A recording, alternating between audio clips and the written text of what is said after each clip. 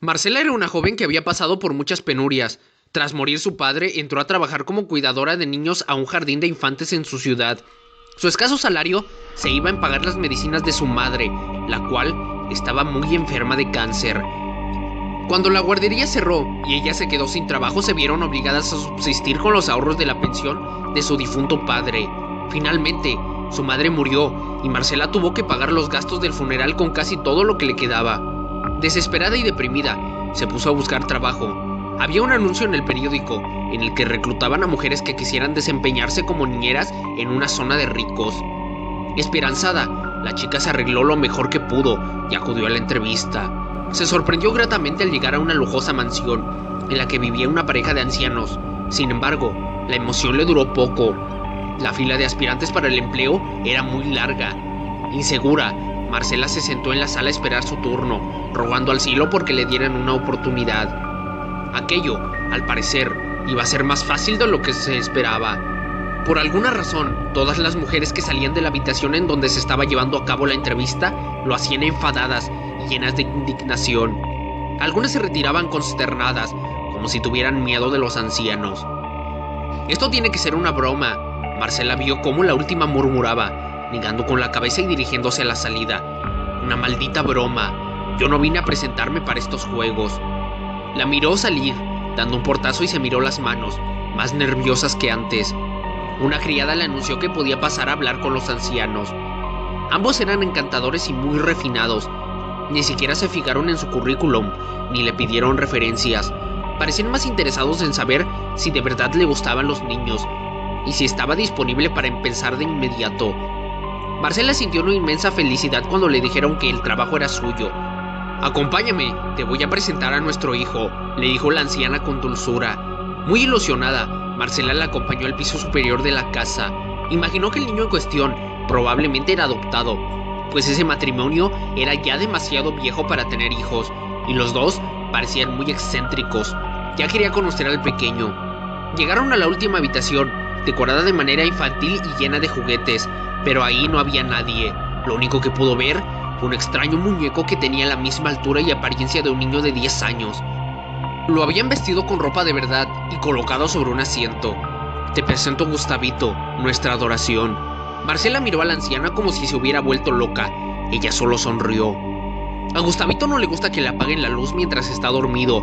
Se espanta con la oscuridad, dijo acariciando la cabeza del muñeco. «Tenlo en cuenta estos días, porque vamos a salir de viaje.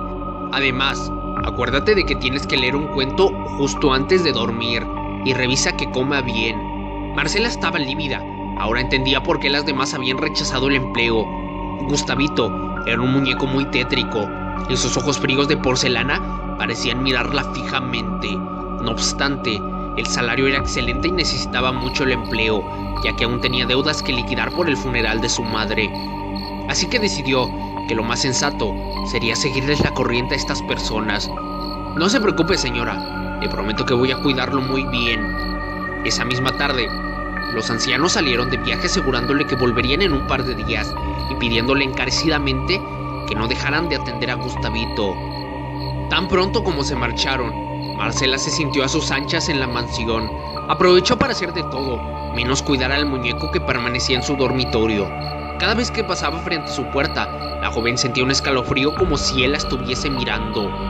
No se acordó de leerle el cuento, ni de dejarle la luz encendida, mucho menos darle de comer. «Este es el trabajo más fácil y más raro que he tenido», pensó. Esa misma noche, se despertó al escuchar pasos afuera de su habitación. Pasos pequeños y pausados, como los de un niño. Una risa infantil le heló la sangre. Los pasos bajaron corriendo las escaleras y fueron seguidos de un escándalo en el primer piso. Alguien tiraba y arrastraba las cosas. Escuchó el sonido estrepitoso de cacerolas en la cocina. Asustada, llamó a la policía. «Por favor, vengan. Creo que alguien se ha metido en mi casa». Los oficiales se presentaron y preguntaron cuál era la urgencia. Ciertamente, la casa estaba desordenada, como si alguien se hubiera metido a robar. Inspeccionaron cada uno de los rincones de la mansión, pero no encontraron a nadie. «No entiendo. Les juro que escuché a alguien que caminaba fuera de mi cuarto». «Seguramente, quien se haya metido a robar escapó, señorita. Debieron escucharle hablar. De todas formas, parece que no se llevaron nada de valor. Si nota algo extraño, vuelva a llamarnos y vendremos enseguida. La chica les dio las gracias con desgana y subió a la habitación del muñeco. Sonreía. De hecho, habría podido jurar que su sonrisa era más amplia que antes y estaba llena de malicia. Marcela lo tomó y lo encerró bajo llave en un armario. El resto del día se la pasó ordenando. Esa noche, no obstante, la escena se repitió. Alguien corría por la casa y reía. Ahora lo escuchaba con claridad.